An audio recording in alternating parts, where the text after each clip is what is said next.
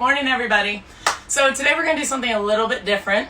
We're going to do just 30 minutes. So whether you're disappointed and we're hoping you're going to get your long workout in, you can always see one of the recordings, do a full workout, and I'll record this one so that you're able to look at it later. Now, if you're excited because you're like, whoo, I love 30 minutes as opposed to an hour, then this is your session. So today, what I want to do is get as much out of a short amount of time as we can. So we're going to really be working the hips today. We're going to be really focusing on what can we do that's not necessarily a typical stretch that will mobilize our hips and get them moving better. So everything we're going to do today is going to be about activating your posture while we mobilize and work our legs. So let's start out by getting your heart rate pumping up just a little bit. And what I'd like you to do is just march in place. Let's have your feet pulling up. Make sure your feet are coming in front of you. Make sure you're not letting your heels kick your butt or let your knees do all the bending. We want the hips to be working, so you feel that hinge right underneath your butt. Get your arms moving a little bit. Let's just kind of do a normal, push your elbows back, let them fall forward. Drive those knees long with each step into the ground. We don't want anything in a little bend. We need to find that length in our knee each time. Perfect. All right, so now let's do a little arms. Keep your legs in the same pattern of march, pulling those toes up, letting the knees drift wide without turning the knees out. We want no rotation, we just want loose and open hips. Arms are going forward, up, and side. Make sure that the ribs stay anchored through all this, and we're not getting into movement and everything going all over the place. This is your warm-up to get your posture talking. Ribs anchored, shoulders anchored, head nice and long through the back of your neck. All right, so now we're going to do a little squat action. If you have some bands, I'd like 2 of them. If you only have one, I'd probably say use it on your wrists as opposed to your legs. But if you do have 2, put one around your thighs and one around your wrists. And so what we're going to do here is we're really going to be qualifying that at the bottom of our squat, our arms are long, elbows are straight, shoulders are anchored away from the hands, and that we're not rounding or creating any reach with our arms going forward. So I'm going to do a few facing sideways, but I'll also do a few facing forwards. Mainly make sure that there's something imaginary in your brain right in front of your knees. And now push a little stretch into the bands on your hands and your knees as you engage your core, and then come up tall. Make sure every time up tall we do get those hips straight and we're not coming back into our heels or having any bend. So let's go ahead and do about 10 of those. As the arms reach forward, the shoulders pull back.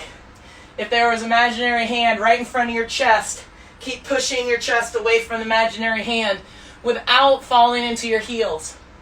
We really want to make sure that our knees are pushing loose and wide, but they're not turning outward. The only thing that lifts on our foot is our arch. We never lift our toes, our heels, and we never go below the range that feels successful. We're trying to engage our core and mobilize our hips. We're not trying to burn ourselves out. Let's do one more. And let's go ahead and take the bands off. So today's workout is going to be all about the shin box and how that is going to help us assess if we're making gains, okay? So the first thing we do with a shin box, if you've never done a shin box before, you're just going to start leaning into one arm with your knees, hips, and feet stacked. Let the bottom foot slide forward, top leg goes behind, and you want your toe about even with your other knee, and it should be touching your thigh. And so from this, you might not be able to stand up, and this might be what you feel like. Don't force yourself to try and stand up. The only thing that's going to bend is a place we don't really want to fight on, and we don't need low back pain. We just want to assess this and see where we are. So if you have a lean, that's fine. If you don't, assess that where there's any tightness, and then let's go ahead and switch to the other side. Same thing, bend both knees, stack your feet up, slide your bottom leg forward, slide your top leg back. Feel and assess where you are with that motion, with that movement today, right now, because I'm hoping that in a few minutes we might feel a little less stiff. And a shin box is great at assessing our hip mobility. So we want to use this as a guide, as a little bit of a test to make sure that we're doing things the way we want to and we're feeling the rewards from it. So the next thing we're going to do is a couple sets of beast. So if you have a band, I'd like to have a band for your arms. I'd also like a block for your back. So if you have a yoga block, grab it. If you don't, you could improvise with something that's light and that has a little bit of a block shape. You can place that on your back. But when we place it on your back, the first thing we need to do is put the block on your back first, then you're going to put the bands on. And guys, if the block keeps falling off your back as you're putting the band on, screw the block the first time, okay? Just leave it off, okay? But if you can manage to get the block on your back and then also get your hands into the band without losing the block, that's its own exercise right there. Now, what we want on this one is your toes need to be tucked under. We do not want your feet flat on the ground. We need our toes feeling the ground. What I want you to do is also make sure your hands are placed where you want them and feel that while your elbows are straight, you're just thinking about width in the band, a little stretch on the band without bending your elbows. And now let's bring our thought to our block. Make sure that your back is not flat. You should not feel the entire block on your low back. You should feel a little space between the block and your low back. And then any engagement from the abs comes from the upper body pushing away, not from tucking and trying to engage our abs too much, okay? So as we lift off into the beast, first one stationary, just feel your toes releasing, feel your arches stretching. If you need to make any little adjustments, you can. Keep your shoulders pushing away from the floor. It's almost like you want to let your legs completely die without letting them drop and push your body away with your hands. And that's the best way to feel a beast. Your quads will burn, but your legs and your knees will feel release. 5, 4, 3, C. Go ahead and sit back. And just, if you need a block, you're more than welcome to sit on it. But we're not going to be here for long, so if you'd rather just stay in a tall kneel position for a second, that's fine. If you're in a shin box or something that looks like it, just so you're resting your arms, that's also fine. This time we're going to keep the band, and we're going to keep the block if possible. Now, if you had trouble getting the band on last time with the block, then don't worry about it this time either. But if you can manage it, we want the band up near our elbows, but not on our elbows. So this time, as we crawl, as we walk, I want your movements to be a centimeter at a time. I want them to be very small, and I want you to keep the width on your band without fighting it. Feel your abs and your lats, keeping the width on your steps. All right, so let's go ahead and melt off your knees. Relax your lower body as you push into the floor with your upper body. Chin and chest away from the floor as your legs settle without touching the ground. And then 1 centimeter at a time, lift the alternate arm and leg as you crawl forward, trying not to let your block flatten on your back, flatten on your back or fall off your back. 10, 9, keep those shoulder blades pushing away from your hands. Keep your chin and chest pushed away. 3, 2, and so as we come out of this beast, I want you to take your block off. Put your band off to the side, and now let's find that shin box again. So, as we get into shin box, bottom leg comes forward, top leg goes behind. Just feel, hopefully, there's some little difference that's been made. And if it's not, that's okay. We've got some time. We've got a couple more exercises to try. But good core activation without even stretching the hips. It's amazing to see how it really does affect the movement that we get within our hips and our knees. So the next thing we're going to do is a side bridge. So for this one, let's get down on the one side. Both knees are stacked, both feet are stacked. Your feet should be cocked up. They should not be pointed towards the wall. So cock them up towards your face a little bit. Hand on the ground. So to start this exercise, we're going to first, before we lift our hips, we're just going to push our chest away from our elbow. Now from here, we're going to use the drive of the elbow into the floor to push our hips forward and low. Everybody tries to lift their hips when they do a side bridge. The cue that I give the most in side bridge is to push out of the elbow and to drop and push the hips forward. That is what we want. I want the feeling between your groin to be like it's lengthening out into an A-frame position. Your loosely bent knees are reaching towards the wall as your hip bones are pushing towards the front wall in front of you. Good. Keep pushing out of that elbow. Feel your obliques. If your neck is coming in, look down, look up, find center, tuck your chin a bit, and see if that helps. And now as we come out of it, we're going to push from our elbow, and we're going to stick our butts back and rest. So let's go ahead and flip it and do the other side. Same thing, both knees stacked, ankles stacked, feet cocked.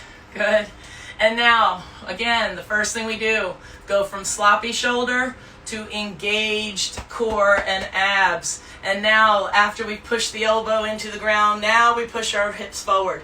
If you feel that you're bound and you can't get the push, then you may need to step your elbow out a little bit. If you feel like you can't get your hips forward, then I'm going to say, think about lengthening through the middle of your thighs. Don't think about lifting your hips away from the floor.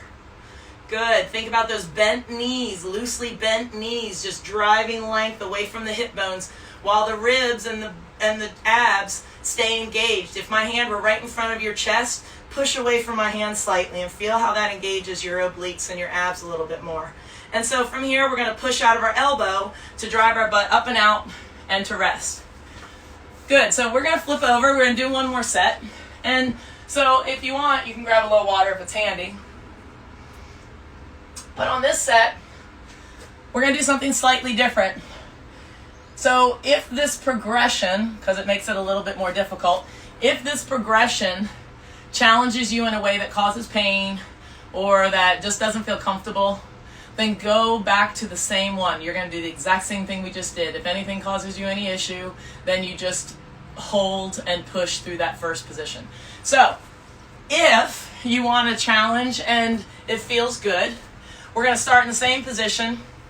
We're going to drive out of the elbow first, just like before. We're going to push our hips forward, just like before. Now, I want the knees to have a little space, and should have said that before. I want a little space between your knees so that you're not pinching them together.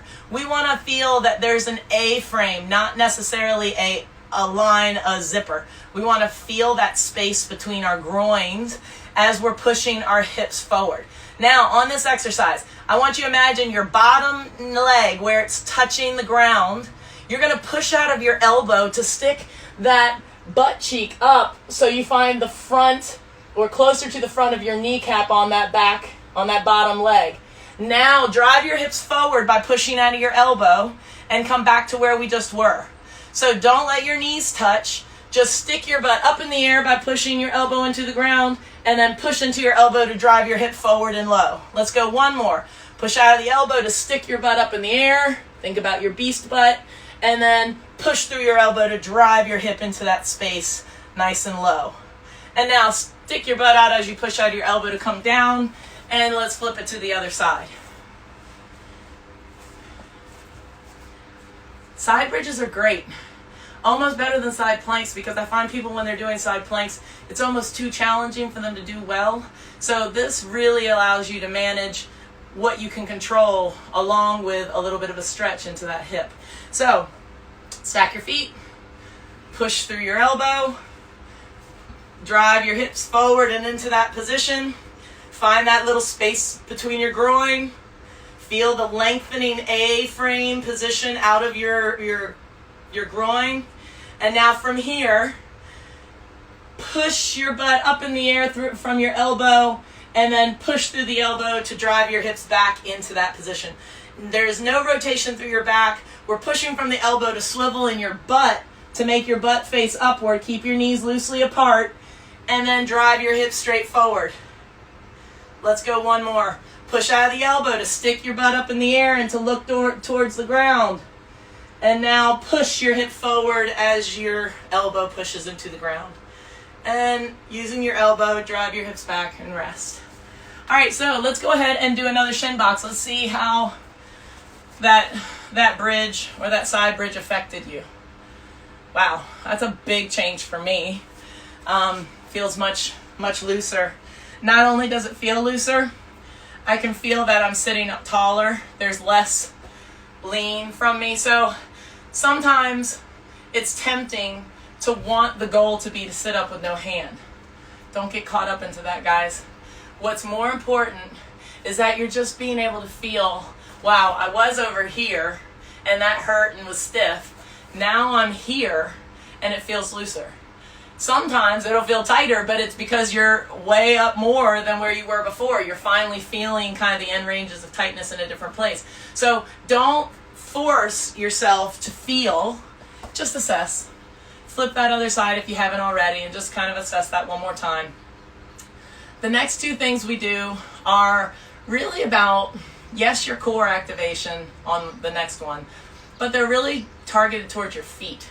If we don't get our feet moving, guys, everything else is stiffer for it. And if we don't engage our core, our feet will certainly not move. So these two exercises are really to target the feet, which are something that you might not typically think of to do to open up your hips. But let's just see, okay? So let's come up onto your feet, onto your knees. And for this one, guys, I'm going to show you both different positions. And you can use a weight with this one, or you can do it hands-free, or we can do it with a band. What I would like everybody to do first is do it with nothing in your hands. We're just going to do it with body weight first, feel what we need to feel here, and then we'll decide if we want to add in a little bit of resistance with the band or the kettlebell. So what I want you to see from the front as I demonstrate this is that my hips need to be straight forward, and you can see there is this pucker of my shirt that says my abs are tight. If I'm here on my knees and my hips are buckled back and my chest is up, you can see that presents differently. And so it's really important that when we start with our hips nice and tall and our abs nice and engaged. Now, if I show you that from the side, the main thing is we've got hips pushing forward towards the wall. We've got abs pushing down towards the floor. We've got length in the neck and the chin coming in. So just make sure that we're here. If this doesn't feel good and this is where you are, then do a little plank while we're doing this one. I don't want you to fight for something that you can't quite get. So as we're going, what I want is your toes to be tucked under. They cannot be flat. This exercise will be pointless if your toes are flat. So make sure they're tucked under. Make sure your knees are loose and wide enough that there's no pinch in your groin. And so as we go back, I want the back of your neck, the base of your skull, to be trying to draw a line up the ceiling behind you as your ribs anchor down towards your knees and your hips stay straight. When we come back up tall, we want to push out of the middle of our knees. We never want to feel like we're pulling ourselves back up. We're always pushing through the ground, whether we're going back or whether we're coming up. We push through the ground to get there. So let's reach our neck up the ceiling. Let's pull the ribs down, straighten through the hips, and then push to come back up. We're going to do two more, nice and light, just trying to feel that your ribs stay glued to your hip bones and they don't pop open and the hips don't drop back. And so your range may only be here, and that's okay. You've got to start somewhere in order to push yourself to your end ranges eventually. So it's not all in one day. This comes over time. So it's a great stretch on our toes. It's a great lengthening stretch for our hips, and it's awesome at activating. So if you want to try a band, put the band on your wrists. Extend your arms, push through your groin and ribs anchor and head go up the wall through the back of the neck. Keep the chin pulled inward as your ribs crunch down towards the knees, and then push out of the middle of the knees to come up. Feel your toes relaxing and your feet relaxing as you go back further, and then push out of the middle. Good, so that's how the band works with it. If you want to try a kettlebell, don't go with the heaviest thing you've got right off the bat. Go with something middle grade. We also don't want stupid light. 5 pounds is probably not going to do much for you here. So when we bring this up, hold it nice and tight. Drive those elbows out and down towards the floor and the wall to make sure you really engage those lats. And then as you go back, use your abs, use your body to feel the cores staying together and the length reaching out of your hips and your groin and the ribs staying engaged. And so that's the difference when we use the bell. So now, let's see what that did to your shin box. Let's go back down into the shin box for me.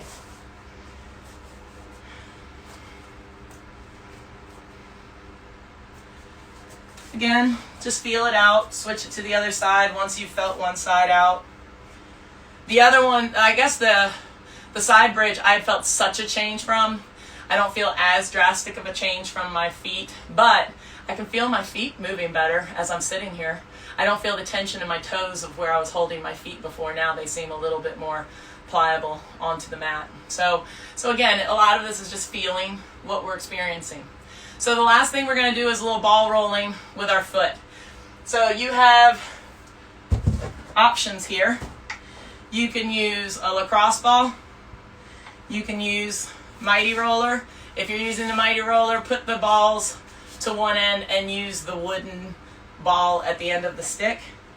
I've even had clients use a 1 pound or a 2 pound dumbbell that they've got lying around. If you just use the edge of one of the dumbbells, it works kind of the same. So just think outside the box. If you don't have exactly what you need, find something that's similar, and just realize that a tennis ball might be the closest thing you have today, but that's not what we want. We need something harder, something that's a little bit stiffer than a tennis ball. That's too loose, too light. So just a reminder, I know I've talked through these before, but whenever we're doing ball rolling, we want one part of our foot on the ground. So my heel is on the ground as I'm putting pressure onto the front of my foot on the ball. As I'm doing this, I'm trying to push length into the middle of my knee of the standing leg on the ball, and then I can just rock off of it, change the ball to a different location, and then press into that ball to release. So our goal is to find the trigger points that hurt. We're trying to find the things that really are sensitive. Stay on those points a little longer and really focus on breathing and releasing the area that's pressing into the ball. This is a very active yet passive exercise. You have to actively be telling your body to release into tension or release from tension when things hurt. Things are kind of painful when we're pushing into the ball. So our first instinct might be to hold tension and to protect it. And so this is why we keep one part of our foot on the ball, on the ground at all times. So we're nice and balanced, and we also have the support of the other leg. You always get to decide, if I can't put much weight into it, as long as my knee's straight and I'm trying to put a little bit weight in it, that's fine. You don't have to put all your weight on it. There is nothing to benefit from lifting this leg off and terrorizing your foot to hate this drill. So let's go ahead and switch it to the other foot. Heel on the ground. Let's work through the ball of your foot and into the front of your foot, middles of your toes. I usually like to bend my toes backwards a little bit using the lacrosse ball, just to, again, get all that fascia, all the muscle that just stays entombed in your shoes all day. And even for the people who walk around on bare feet a lot, you know, we need to take care of our feet. We need to use them. We can't just think that they don't exist or that they're not important. We really have to get our feet moving as we get moving. If we're exercising, we need to take the time to concentrate on our feet a little bit. All right, so now let's go ahead and switch back to the other foot. I'm going to use the MYT-ROLLER for the second half, just for option. And for the back half of your foot, you want the ball of your foot on the floor. You want your heel on the ball. And what I want you to really focus on is keeping your other leg in front of you. So as you use that other foot to kind of put your weight into, If it's in front of you, then you can decide how much weight to put into that ball, and it's a little bit more of a trust exercise instead of it being miserable. If your leg's back here and all your weight's here, when you try and put weight onto it, it's a lot of weight on it. So just again, be gentle, be progressive. We start gentle, we find the highlighted spots that hurt, we spend a little bit more time on them, we take the time to release them, tell them that it's okay to hurt, it's okay to be stiff, but it's also really important to get stretched and get released back out. So I think one of the most common things clients ask me for, and I won't say particular clients, all clients want stretches for some reason. They want to be told how to stretch something out, and I very rarely give them a stretch. I do. I try to give them the result they want. I give them some exercises. I show them through a shin box or some other variation of assessment tool. I show them that we can stretch you by activating you. We can mobilize those joints. We can mobilize the things that are stiff by activating. But by stretching, typically I find people don't focus on this when they stretch. They bend all out of position, and then they wait until they feel it there, not worrying about how much trauma they're causing on your spine, shoulders, neck, and all those things. So that's why I'm very resistant to giving a lot of stretches. You probably won't see too many typical stretch routines from me. This is a mobility exercise routine. This is a hip mobility. We did some stretches in your hips. I think when we get down to the ground, let's go ahead and switch and go down to the ground for our other shin box. If for some reason I didn't tell you to switch, you can take another minute to do your other foot. Sorry, I'm thinking about that. Maybe I didn't tell you to switch. I just switched. But as we get down into our last shin box, after, if you're still rolling, that's okay. But when we get down into that last shin box, just assess and feel. And when you get back up to your feet and you're walking around, just compare yourself to before you walked into the class. Hopefully you feel your hips are more mobile, you feel a little bit more activated, and it didn't take us an hour today. It only took us 28 minutes. So yes, I'm not saying that we always have to do hour workouts. I'm not saying that we always want to do half-hour workouts. What we need to do is challenge ourselves every day to do the hardest thing we do well, and it's going to change. Don't expect that if you do it one day, you got to guarantee to do it the next day. Take it day by day. Here's your hip mobility workout. Now, go on and enjoy your Friday.